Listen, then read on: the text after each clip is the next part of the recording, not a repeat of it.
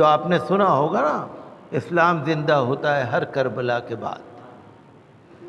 حالات آتے ہیں اسلام کے نام پر، مسلمانوں کے نام پر، ایمان کے نام پر، نماز کے نام پر، قرآن کے نام پر امتحان آئے گا، مسلمانوں کو آزمایا جائے گا، مسلمانوں کے جان و مال کو خطرہ آئے گا، ضرور آئے گا، یہ اللہ نے فرمایا ہے۔ لیکن جب تمہیں خطرہ آئے، پریشانی آئے، تو امام حسین کو یاد کر لینا، یاد کر لینا کہ انہوں نے کیسے استقامت فرمائی۔ محرم کے اندر بہت اہم واقعہ پیش آیا تھا۔ عاشورہ محرم کو حضرت امام حسین رضی اللہ عنہ کی شہادت اور اہل بیت کی نوجوانوں کی شہادت اور ان کے جو ساتھی تھے، کربلا کے میدان میں جو واقعہ پیش آیا، وہ بھی ایک بہت ہی بڑا واقعہ ہے، بڑا سانحہ ہے۔ حضرت حسین رضی اللہ عنہ، جن کی عمر تقریباً 60 سال تھی، جو مشابہت رکھتے تھے حضور صلی اللہ علیہ وسلم سے، جو حضرت حسین کو دیکھا کرتے تھے، انہیں یاد آتا تھا کہ دیکھو یہ نقشہ حضور صلی اللہ علیہ وسلم کا ہے۔ عبادت گزاری میں، زہد و تقوی میں، بہادری میں، سخاوت میں، مخلوق کی خدمت میں، ہر چیز میں حضرت حسین رضی اللہ عنہ کا بہت اعلیٰ مقام تھا، بہت اعلیٰ مقام تھا۔ مدینہ منورہ میں جب قیام تھا، پیدل حج کرنے جاتے تھے۔ کتنے ہی حج پیدل فرمایا انہوں نے، حالانکہ وہ تو آل رسول ہیں، وہ تو نواسۂ رسول ہیں، وہ تو رسول اللہ صلی اللہ علیہ وسلم کے کندھوں پر پلے ہیں، لیکن عبادت اور تقوی اور عوام سے محبت میں ان کا مثال اور نظیر نہیں ملتی۔ آپ تاریخ پڑھ کے دیکھیے، جب یزید خلیفہ بنا تو یزید کے بارے میں آپ پڑھ کے دیکھ لیجئے، سن لیجئے، لوگ یہی کہیں گے فاسق و فاجر تھا، عیاشی کرتا تھا، نماز نہیں پڑھتا تھا، آوارہ گھومتا رہتا تھا، شکار کا شوق تھا، دوسرے اپنے دوست یاروں کے ساتھ پھرتا رہتا تھا۔ تو حضرت حسین رضی اللہ عنہ اس کے خلاف کوئی بغاوت نہیں کرنا چاہ رہے تھے،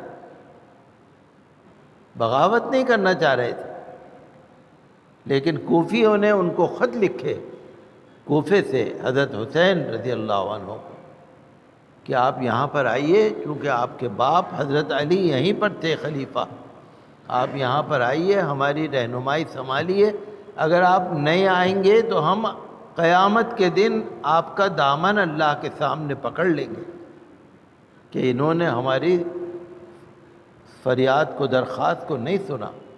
تو حضرت حسین رضی اللہ عنہ یزید سے لڑنے نہیں گئے تھے۔ جب یزید کی فوج نے، ابن زیاد کی فوج نے ان کو گھیر لیا، تو حضرت حسین رضی اللہ عنہ نے یہی کہا، مجھے یزید کے پاس لے چلو۔ انہوں نے یہی کہا، انہوں نے کہا یا مجھے واپس جانے دو مدینہ، یا مجھے اگر تم یہ چاہتے ہو کہ میں بالکل ہی نہ رہوں تو مجھے عرب سے باہر جانے دو، میں عرب چھوڑ کے چلا جاتا ہوں۔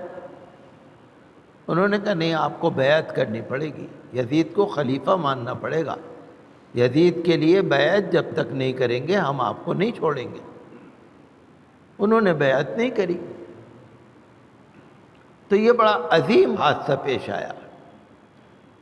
اور 60 سال کی عمر حضرت حسین کی تھی، کم عمر ہوتی ہے 60 سال۔ کوئی ایسا ہوگا کہ حضرت حسین کو نہ جانتا ہو؟ کیا ایسا بھی کوئی ہوگا؟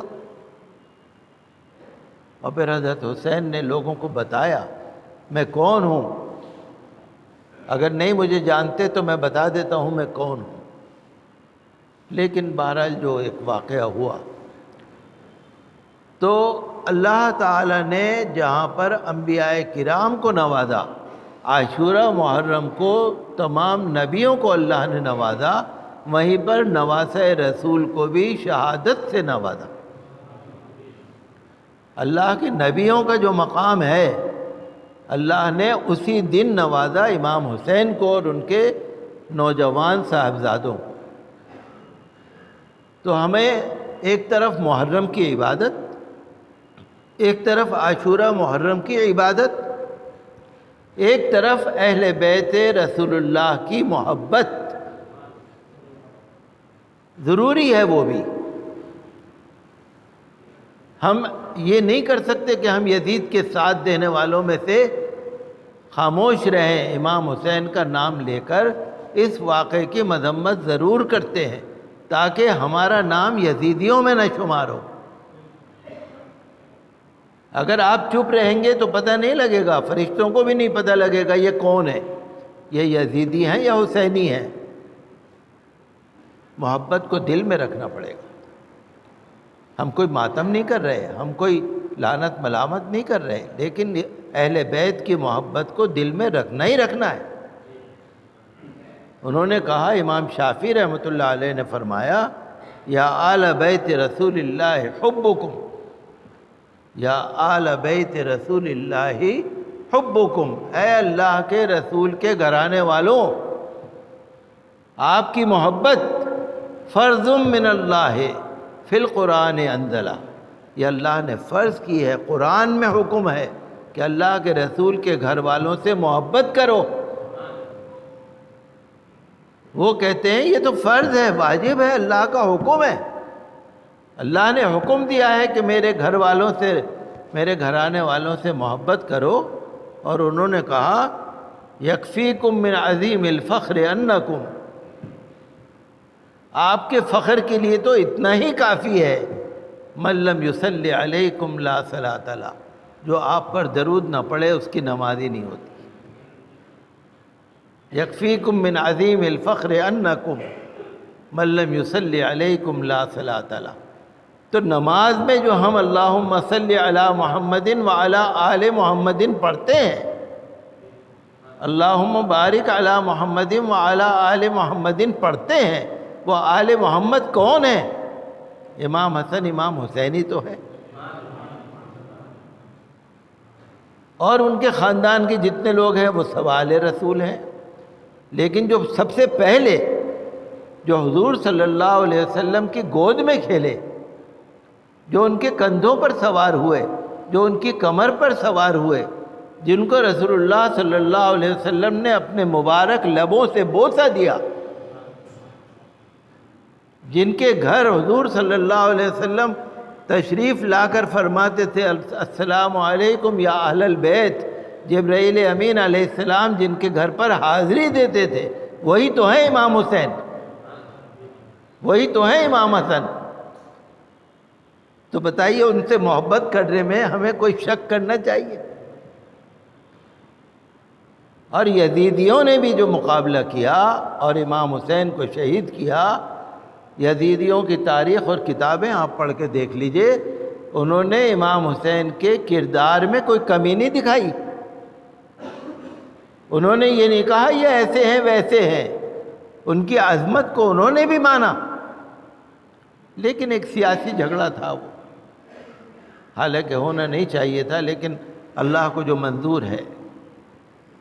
ہم یہ سمجھتے ہیں کہ حضرت امام حسین رضی اللہ عنہ نے دین میں جو رکھنا پڑ رہا تھا نا، اس کے لیے اپنی جان پیش کی۔ آج ہمارے اوپر بھی ذمہ داری بنتی ہے کہ اگر کہیں دین میں رکھنا پڑتا ہو تو ہمیں آواز اٹھانی ضروری ہے۔ اگر امام حسین رضی اللہ عنہ یزید سے سمجھوتا کر لیتے تو ہم بھی کہہ سکتے تھے کہ بھئی ہم بھی سمجھوتا کریں گے۔ انہوں نے سمجھوتا نہیں کیا، انہوں نے جان دے دی، اپنی جان نہیں، اپنے خاندان کے نوجوانوں کی جان دے دی، اپنے بھانجوں کو قربان کر دیا، اپنے بھتیجوں کو قربان کر دیا، اپنے لڑکوں کو قربان کر دیا، یزید سے سمجھوتا نہیں کیا۔ ہمارے اوپر، آپ کے اوپر بہت بڑی ذمہ داری ہے، گلی میں، کوچے میں، محلے میں، ہمارے علاقوں میں، ہمارے رشتہ داریوں میں، جہاں بھی اگر آپ دیکھتے ہیں کہ دین میں رکھنا پڑتا ہے، کہیں حرام اور حلال کا فرق نہیں ہے، کوئی جائز اور ناجائز کا فرق نہیں ہے، تو آواز اٹھانا ہمارے لیے ضروری ہے۔ یہی امام حسین کا پیغام ہے۔ تو ہمیں ان کی محبت بھی رکھنی ہے۔ آپ دیکھیے اگر امام حسین چاہتے اللہ سے دعا کر دیتے، قبول ہو جاتی دعا۔ اگر وہ دعا کر دیتے کہ یزید کے اوپر اللہ کی لعنت برس جائے، وہ برباد ہو جائے، ہو جاتا۔ امام حسین کا مقام تو بہت بڑا ہے نا، امام حسن کا مقام تو بہت بڑا ہے نا، اللہ کے ولیوں کے منہ سے نکلی ہوئی بات پوری ہو جاتی ہے۔ یہ تو آل رسول ہے، یہ تو نواسہ رسول ہے۔ لیکن تسلیم و رضا، اللہ کے حکم کے آگے سر جھکانا، یہ دعا نہیں کی کہ اللہ پروردگار ان کو برباد کر دے، ہلاک کر دے، مجھے بچا لے، یہ دعا نہیں کی انہوں نے۔ ثابت قدمی اختیار فرمائی، دین پر اٹل رہے۔ تو یہ آنے والے قیامت کے دن تک کے لیے، جو آپ نے سنا ہوگا نا، اسلام زندہ ہوتا ہے ہر کربلا کے بعد۔ حالات آتے ہیں، اسلام کے نام پر، مسلمانوں کے نام پر، ایمان کے نام پر، نماز کے نام پر، قرآن کے نام پر امتحان آئے گا، مسلمانوں کو آزمایا جائے گا، مسلمانوں کے جان و مال کو خطرہ آئے گا، ضرور آئے گا، یہ اللہ نے فرمایا ہے۔ لیکن جب تمہیں خطرہ آئے، پریشانی آئے، تو امام حسین کو یاد کر لینا، یاد کر لینا کہ انہوں نے کیسے استقامت فرمائی۔